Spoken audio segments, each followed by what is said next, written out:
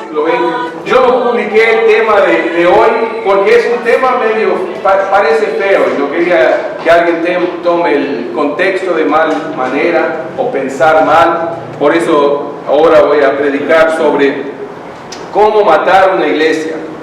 ¿Qué son los pasos para hacer eso? ¿Cómo muere una iglesia? Algunos de ustedes tuvieron la experiencia, desgraciadamente, de ver una iglesia morir lentamente. Y hay varias razones por las cuales pasan. A veces hay escándalo que no debe pasar.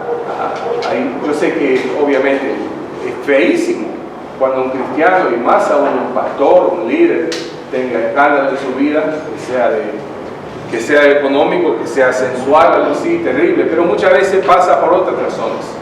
Y yo digo, la pureza es importante, pero hay otras razones por las cuales mueren buenas iglesias. Y entonces vamos a mirar Marcos capítulo 4. Yo digo esto y yo como un padre le digo, yo he esperado hoy que hubiera más personas, pero Dios guió a ustedes. Hoy sabes que este jueves pasado tuvimos unos jueves con más asistencia en meses. Y entonces, gloria a Dios por eso. Pero Dios me dio a ustedes a predicarles y entonces, gloria a Dios por eso. Y vamos a ver qué Dios nos enseña sobre su palabra, sobre la iglesia. Marcos capítulo 4, versículo 3 a 20. Oí, he aquí el sembrador salió a sembrar. Y al sembrar aconteció que una parte cayó junto al camino, y vinieron las aves del cielo y la comieron. Otra parte cayó en pedregales, donde no tenía mucha tierra, y brotó pronto, y no tenía profundidad de tierra. Pero salido el sol se quemó, y porque no tenía raíz se secó. Otra parte cayó entre espinos, y los espinos crecieron y la ahogaron, y no dio fruto.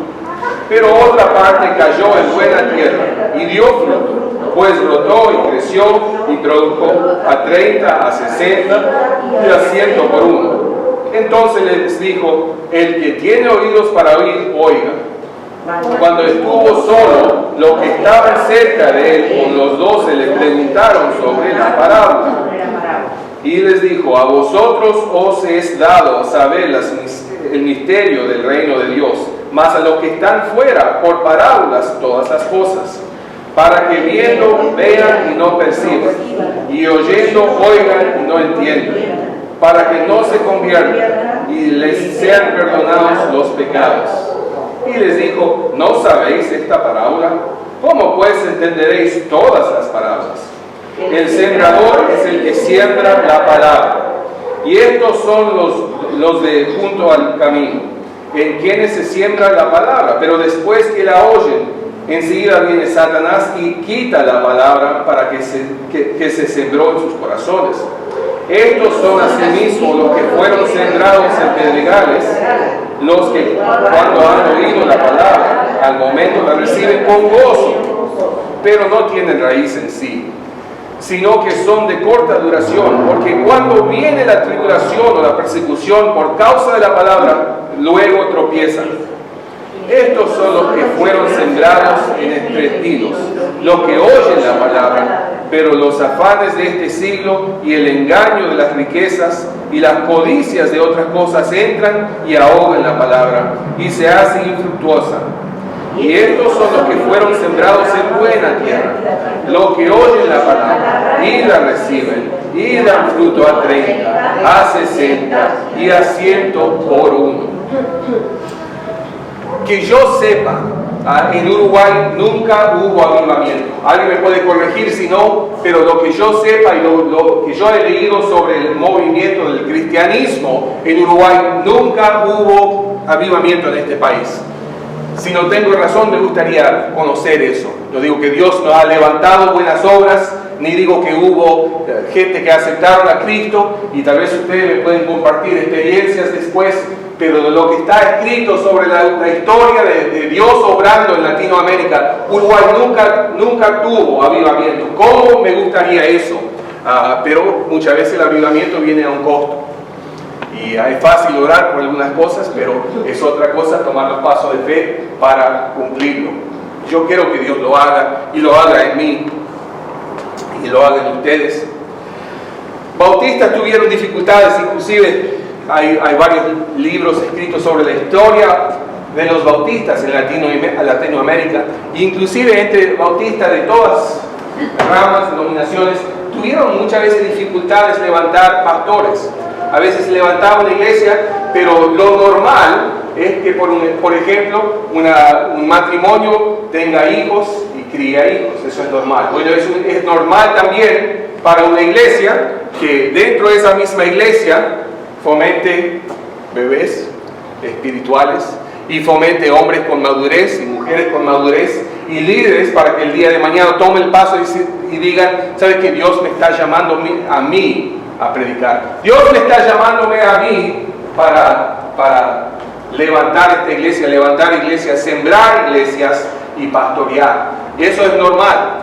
Es anormal, hablando del ejemplo bíblico, que una iglesia no levante líderes.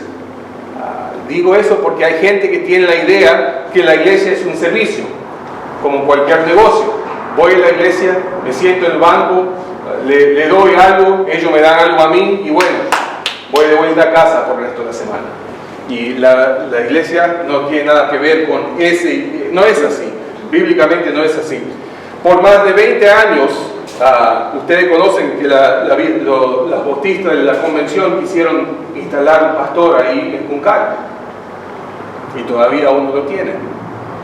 A lo mejor fue más de 20 años, pero muchos años. La iglesia Nueva Vida, yo no estoy, ustedes espero que me oigan bien, yo amo que Dios obre por cualquier lado. Obviamente quiero que esta iglesia crezca, pero para que nuestra iglesia crezca no tengo que decir que todos los demás están malos. Si Dios está haciendo una obra a algún otro lado, gloria a Dios. Yo creo que obviamente si alguien viene aquí va a aprender buena doctrina, va a madurar en su fe. Pero esa iglesia, ustedes saben desgraciadamente, que mi abuelo ayudó a levantar el techo de ese templo donde están reuniéndose ahora. Falleció hace unos meses atrás el pastor Refrán. Y es una lástima. Y no hay ninguno para tomar su lugar. Y antes que él vino, los bautistas buscaban a alguien que tome su lugar. Esa iglesia también tuvo dificultades conseguir un pastor. Hasta el final, él vino desde Tacuarembó. Y gloria a Dios que alguien vino, pero otro ejemplo de alguien no creciendo dentro de una iglesia para tomar el paso, para crecer. El pastor, obviamente, de una iglesia es importante, pero es importante la gente que le apoya y crean que Dios tiene que levantar a alguien y madurar dentro de una iglesia. Si tengo razón, yo nací así, acá. ¿Tengo razón o no en lo que estoy diciendo? ¿Está mal? Creo que está bien. De lo poco que yo sé de saco, creo que tengo razón. Yo tengo algo de que se debe sacar. Entonces, yo creo, y otros buenos pastores dicen que todo sube y baja sobre el liderazgo. Yo creo eso, pero no es la única cosa. No, nosotros sabemos eso. Hasta cuando hay un buen pastor, puede ser que eso no es la única cosa. Moisés fue un buen líder, ¿no? Sin embargo, Dios se cansó con Israel, con cómo ellos actuaron. Jesús fue un buen líder, ¿no? Sin embargo, al final de su vida, le abandonaron todos sus discípulos. Entonces yo creo que el liderazgo es muy importante y espero que Dios me ayude y creo que está ayudando. Hace 5 años esta iglesia no existía, ¿no? Gloria a Dios. Gloria a Dios por gente como ustedes que han tomado pasos de fe y decir, yo me voy a congregar a este gringo, yo me voy a congregar acá donde creo que voy a aprender la palabra de Dios, quiero conocerle a Él mejor y yo quiero levantar esta iglesia porque yo creo que Dios está haciendo algo acá. Entonces, gloria a Dios por eso. Dicen, hay diferentes estadísticas, pero hay gente que durante todo el COVID, ustedes tal vez conocen, pararon de venir a la iglesia. Y algunos acá, algunos que asistían antes no vienen más. Pero lo que normalmente, pastores que yo conozco ven, es gente que estaban así alrededor de la iglesia, tal vez asistían, la gente fieles, no digo que todo, pero la gente fieles que iban a la iglesia antes del COVID, después del COVID también eran fieles. Y la gente que no estaba muy integrado antes, pero venía de vez en cuando, bueno, después del COVID le dio toda la excusa para no venir más. Para darle un poco de contexto. Nosotros hace poco también tomamos una ofrenda y a veces la gente dice, bueno, tomamos esta ofrenda para cubrir los gastos, por ejemplo. Bueno, es cierto, obviamente usamos la ofrenda para pagar los gastos que tenemos acá, pero si el único propósito para tomar ofrenda es cubrir gastos, entonces cerramos la iglesia, tenemos menos gastos. No, entonces hay un propósito aún más grande que solamente cubrir gastos. Es crecer, es tomar pasos de fe, es hacer algo para Dios, es para que el día de mañana alguien pueda decir, ¿sabes qué? Yo vi Dios obrando ahí. Y todos podemos ser testigos de eso. Obviamente la palabra de Dios es la verdad, pero la verdad de la palabra de Dios debe obrar por mi vida. Gente debe ver, Dios está haciendo algo en la vida de ese hombre, de esa mujer, de esa familia, de esa iglesia. Porque algo anormal está pasando ahí. Algo que la carne no lo puede explicar, pero Dios está haciendo algo ahí. Y por ejemplo, hablando de iglesias, yo amo a mi esposa mucho. Y sabes que yo no le visito a ella, yo vivo con ella. ¿Qué tipo de pastor sería o qué tipo de esposo sería si yo le visitaba a ella de vez en cuando?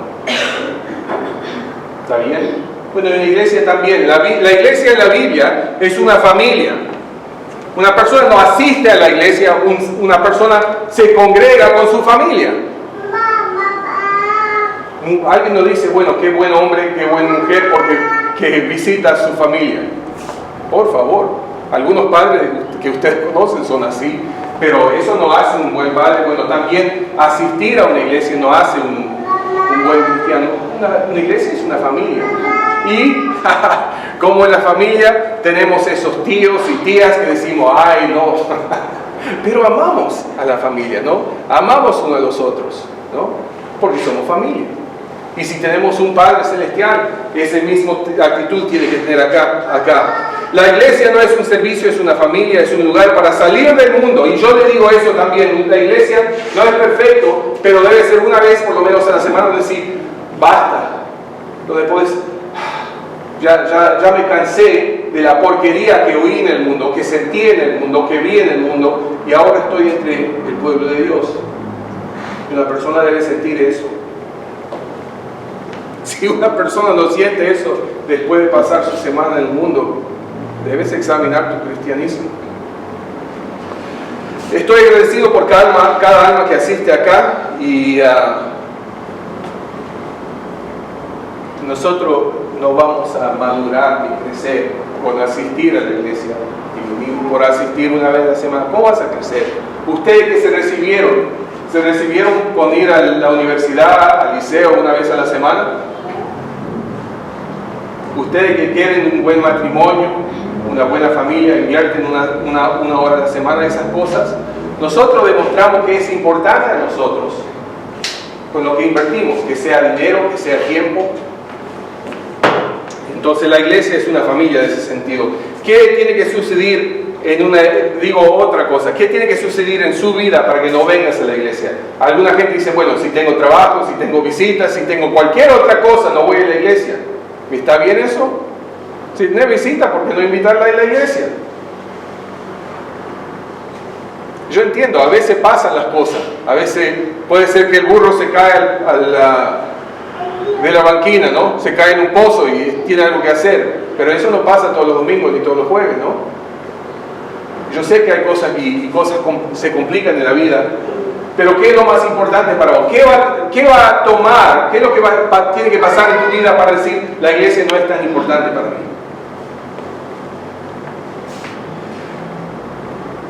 Imagínate pararte después de Dios. El día de mañana yo creo que todos ustedes creen que se van a encontrar con Dios. Imagínate decirle a Él, Dios, ¿sabes que era medio pesado venir a la iglesia? Es mucho lo que estás pidiendo de mí. Y yo sé que a algunos de ustedes les cuesta más que a otros y les felicito por estar acá. Pero imagínate pararte y hablar, decirle a tu Salvador, es medio pesado mi Dios. ¿No pensás que estás pidiendo demasiado de mí? Y sin embargo, mucha gente vive de esa manera. No creen que Dios le da la gracia para hacer lo que debe. ¿Dios te da la gracia para hacer lo que debes? Nosotros lo demostramos cuando hacemos esos pasos de fe. Y a veces ese paso de fe es decidir, ¿sabes qué? No voy a luchar con Sabanasi esta mañana. Voy a ir a la iglesia. Voy a vencer mi pereza y voy a ir a la iglesia. Hay gente que va a decir, bueno, 1 hora por semana es suficiente, Dios. Ay de mí si alguien quiere estar delante de Dios. O otro ejemplo. A veces, ¿sabes qué?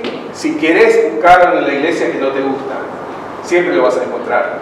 Porque, y más yo, que yo he visitado otras iglesias y decir, ay, qué lindo es esto, qué lástima que hacen esto. Y bueno, y sabes que muchas veces vas a ver cosas que no te gustan. ¿Sabes una de las razones que a veces ves cosas que no le gustan en la iglesia? Honestamente, a veces Dios hace eso. Porque a veces Dios, por ejemplo, si sabes que no me gustan como canto en esa iglesia, por ejemplo, a lo mejor el Señor le está diciendo, ¿sabes qué? Yo debo cantar ahí, yo debo invertirme, yo debo ofrecerme. A lo mejor puede decir, ¿sabes qué? No me gusta como tal y tal pastor predica. Bueno, ora que Dios levante otros predicadores en esa iglesia. No me gusta tal y tal cosa y ninguno me saludó. ¿Y a quién saludaste? Bueno, entonces muchas veces las cosas que nos molestan son cosas que otra gente no ve, no prestan atención, y puede ser que Dios le está hablando por medio de las cosas que le molestan, ¿no? Hay cosas que la otra, a veces yo recuerdo, yo vine de una iglesia muy estricta y fui a la iglesia que me envió hasta acá ahora, y en la iglesia donde yo iba primeramente eran muy estrictos con los chicos, nos corrían en la iglesia y eran muy estrictos. Y vine a la iglesia donde yo estoy y hay más de 700 miembros en la iglesia donde yo vine. Hay muchas familias grandes. ¿Qué te parece? ¿Cómo te parece que se ve la iglesia después de la reunión con tantos chicos? No es siempre muy ordenado. Y yo entré ahí, ¿qué está pasando acá? Y bueno, distintos lugares se tratan de otra manera. ¿Y qué es lo que estoy diciendo? Si no le gusta cómo algo está pasando, a lo mejor tomar ese paso y decir, ¿sabes qué, chicos? Así se portan. ¿Sabes que ninguno me dio una galleta, ninguno me ofreció un café, etcétera, etcétera? Bueno, a lo mejor podés hacer eso en la iglesia. Yo digo cosas pequeñas que a lo mejor Dios pone en su corazón para que tomas un paso. Esto no es para ser bien negativo. Yo encontré unas fotos de 2018, 2019, de cuando arrancamos y comenzamos. Algunos de ustedes, no puse una foto de cuando estábamos en Salto Nuevo, no encontré. Pero tal vez el otro día lo voy a encontrar. Pero entonces algunas de las reuniones, pero ahí comenzamos. Gloria a Dios por lo que Él ha hecho acá. Gloria a Dios por gente fieles. Mucha de esa gente siguen acá. Ahí cuando estábamos reunidos en nuestro living ahí. En la casa de Gaby también. Bueno, gloria a Dios lo que Él está haciendo acá. Cuando recién te recuerdo el gozo, wow, al final tenemos un templo y estamos bien gozosos con eso. Y después tuvimos la conferencia de misiones justo antes que gloria a Dios, que pudimos hacer eso antes de COVID. Y bueno, decimos, gloria a Dios. Y bueno, un asadito en casa también. Y yo digo, qué lindo. Y alguien puso esto, un pastor que yo conozco puso esto en su página y lo quería compartir. Acá dice, los abuelos dicen, solíamos asistir a conferencias de avivamiento por semanas, 7 noches a la semana para oír qué Dios iba a decirnos ahí por medio del predicador que visitaba. Y los padres después dicen, solíamos asistir a los avivamientos de domingo a miércoles en nuestra iglesia. Todo el fin de semana lo pasábamos ahí, todo por días pasábamos. Y después nuestra generación solíamos asistir a la iglesia ocasionalmente, los domingos por mañana. A veces gente me han preguntado a mí, ¿tienen una reunión del domingo? Sí, ¿no tiene más que uno? No tengo. ¿Para qué? Y hay una generación que dice, ¿sabes que los domingos por la mañana es suficiente? Nuestro hijo después el día de mañana va a decir, solíamos asistir a la iglesia el día de la madre, la Pascua. Y después los nietos van a decir, ¿qué es la iglesia? Sus decisiones, mis decisiones, van a tener consecuencias para mis hijos, para mis nietos, para los demás acá. Y a pesar que yo quisiera que esos pastores que yo mencioné levantaran más obreros para Dios, también quiero que la gente diga, ¿sabes qué? Esto no es la iglesia del pastor, de su familia, esto es nuestra iglesia. Una iglesia así es fuerte. Y una iglesia siempre, igual que una familia debe tener dos padres, una iglesia siempre debe tener un pastor. Sin embargo, yo conozco algunas iglesias que no tienen pastor, y ellos me asombran, porque van a ganar almas sin un pastor, tienen sus reuniones sin un pastor, y yo me asombro. ¿Qué hicieron ustedes sin un pastor? ¿Qué tipo de madurez hay? Y yo quiero levantar eso. Yo no estoy diciendo, ustedes no crean eso, pero yo quiero que ustedes y que yo sea más maduro, que ustedes sean más maduros para que esta iglesia por años y por siglos siga. La iglesia que no está creciendo está muriendo, así es. En la vida espiritual es lo mismo. Si no estás tomando pasos de fe, estás enfriándote. Si no hay algo en tu vida que estás luchando por espiritualmente, estás muriendo espiritualmente. Y adorar a un ídolo en vez de Dios es más adorable a su carne vivir como estás viviendo, sencillamente diciendo yo creo en Dios y eso es suficiente. Eso es una actitud de una persona que está muriendo espiritualmente. Eso es la actitud de una iglesia que está muriendo espiritualmente. Entonces, el primer paso de cómo matar a una iglesia es dedicar solamente 1 hora por semana. Hebreos capítulo 10, versículo 25 dice, no dejando de congregarnos como algunos tienen por costumbre, sino exaltándonos, y tanto más cuando veis que aquel día se acerca. Nosotros sabemos que el Señor puede venir en cualquier momento. Yo quiero estar bien con Él, no quiero tener vergüenza. A veces yo era un patrón antes y a veces entras a un lugar y la gente no esperaba verte. Y a veces es así con los padres, vienen a algún lugar y encuentran a su hijo y los hijos están asombrados. Hasta a veces cuando están jugando nomás, pero ven a un adulto y están asombrados. Yo no quiero estar así cuando viene mi Señor Jesús. Yo quiero estar bien con Él. Yo quiero estar listo. Hebreos capítulo 2, versículo 42 a 47 dice esto. Y perseveraban en la doctrina de los apóstoles. Capítulo 2. Está hablando de la primera iglesia en Jerusalén. ¿Qué es lo que hizo esa iglesia? Perseveraban en la doctrina de los apóstoles. En la comunión unos con otros. En el partimiento de pan y en las oraciones. ¿Viste? Hasta en la primera iglesia picaban algo. Compartían pan. Y sobrevino temor a todas personas, y muchas maravillas y señales eran hechas por los apóstoles. Todos los que habían creído estaban juntos y tenían en común todas las cosas, y vendían sus propiedades y sus bienes y repartían a todos según la necesidad de cada uno. Y perseverando unánimes cada día en el templo y partiendo el pan en las casas, comían juntos con alegría y sencillez de corazón, alabando a Dios y teniendo favor con todo el pueblo, y el Señor añadía cada día a la iglesia los que habían de ser salvos. ¿Qué es lo que ves ahí? Que se reunían seguido, decían cada día los creyentes. Era normal que ellos estén juntos. Si quieres matar a una iglesia, decir Dios, 1 hora contigo es suficiente, 1 hora con tu pueblo es suficiente. Próximo paso, si quieres matar a una iglesia, es no esperes cambio, no esperes cambiar. El Señor Jesús predicó, os digo no antes, si no os arrepentéis, todos pereceréis igualmente.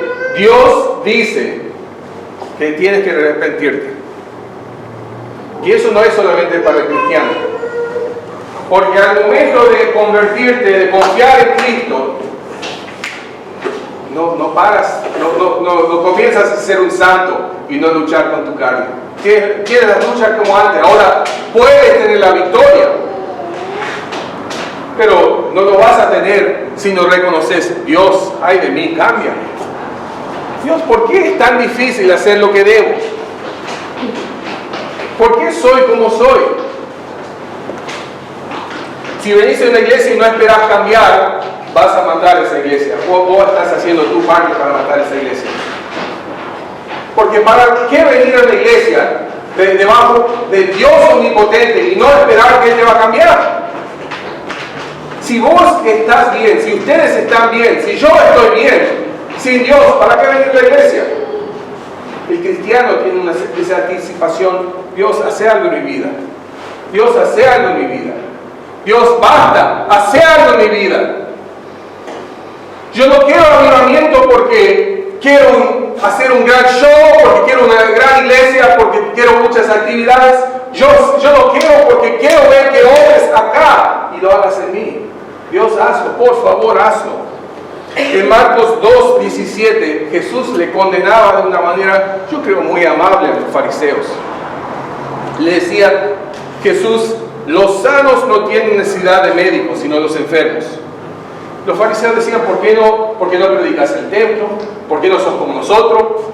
Y él dijo: los sanos no tenían necesidad al médico, sino los enfermos. No he venido a llamar a los justos, sino a los pecadores. ¿Ustedes creen que los fariseos eran justos? ¿Los fariseos estaban bien con Dios? Ellos le mataron a Dios.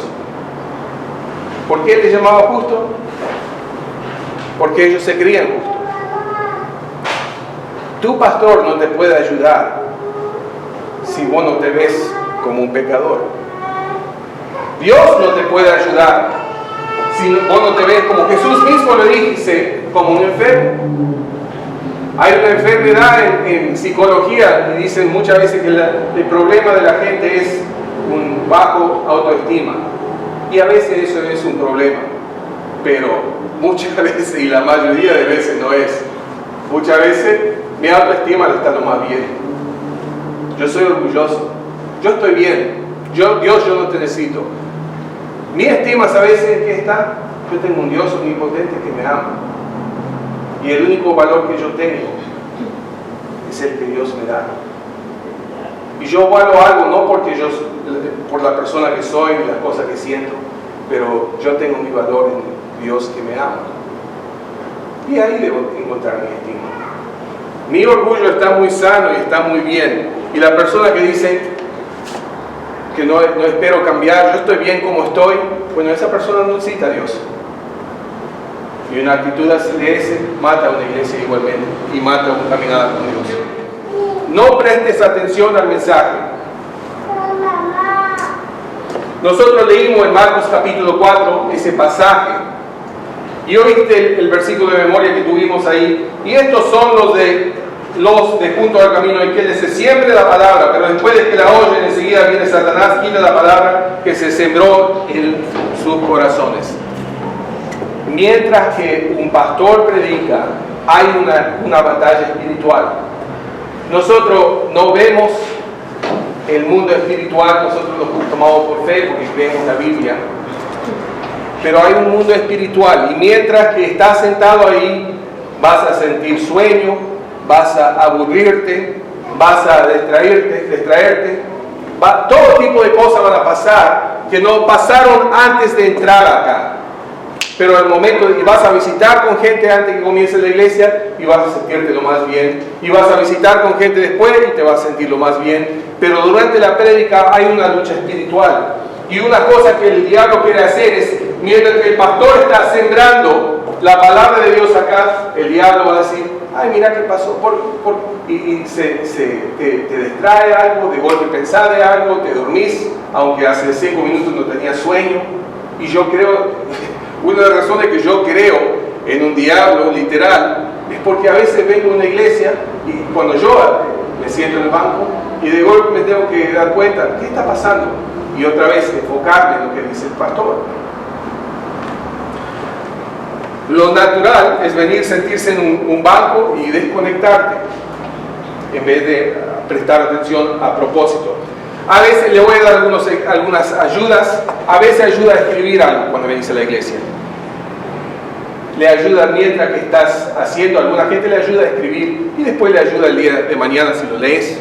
Pero hasta con el hecho de escribir, lo estás oyendo, lo estás mirando, bueno, ahora lo estás escribiendo, y tal vez con todo eso junto vas a retener algo que se dijo, que se predicó. ¿Para qué viniste a la iglesia? Ustedes se vistieron muy bien. Alguien me dijo que le gustaba mi corbata. Bueno, qué lindo. Y usted le dije a alguien otro, me gusta la bufanda que te puesta, está muy bien. Bueno, se peinaron bien, se limpiaron bien, están en la iglesia. ¿Para qué vinieron a la iglesia? ¿La palabra de Dios es importante? Sería una lástima prepararnos tanto, vestirnos tanto y no esperar que Dios nos hable, ¿no? Para eso me podría quedar en casa. Entonces, gloria a Dios que vinieron, gloria a Dios que tenemos una iglesia de gente tan bellas. ¿Para qué viniste a la iglesia? Había una iglesia donde mi papá y mi mamá asistían y había una mujer que siempre se quejaba que estaba enferma. Y la gente que le conocía la verdad. No podía venir a esto, no podía ayudar con esto. Pero cuando se reunían para comer, ella siempre venía y siempre hacía su torta de amapola. ¿Te gustó mi torta de amapola? ¿Para qué venís? Nosotros nos reímos a eso de ahora, pero ¿para qué venís a la iglesia? ¿Para qué viniste? Espero que deseas oír de Dios. Cada vez que una persona entra a la iglesia, hay una batalla espiritual. Las complicaciones en mi vida normalmente ocurren los domingos. ¿Por qué es tan fácil venir a la iglesia, ir al trabajo a tiempo y no estar a tiempo para la iglesia? Porque yo creo que hay una batalla. Y le voy a hacer un desafío. Presta atención a la prédica y retener y aplicar una cosa. Una cosa. ¿Sabes qué? Si oís y recordás una cosa del mensaje y lo aplicás a tu vida, estás haciendo mucho más que la mayoría de cristianos. Honestamente. Imagínate que cada vez que se para el pastor a predicar, retenés una cosa y lo aplicás a tu vida. ¿Qué tipo de persona serías dentro de un año? Imagínate, si haces más de 300 cambios, hábitos en ese año, gente no te van a reconocer. Pero ¿qué es lo natural y normal? Sentarse en el banco y a veces la gente tiene el temor de decirme, a veces la gente me dice, pastor, me gustó la prédica. Y yo le pregunto, bueno, ¿qué te gustó? Ay. Pero no debe retener algo. Yo no digo que soy el mejor pastor, pero sería una pena sentarse por media hora a oír algo y no pasó nada. Retener una cosa, le hago ese desafío. Y el diablo obra para hacerte no prestar atención en la iglesia. Debe haber una cosa que el Señor quiere que apliques en tu vida. Bueno, vamos a dejar...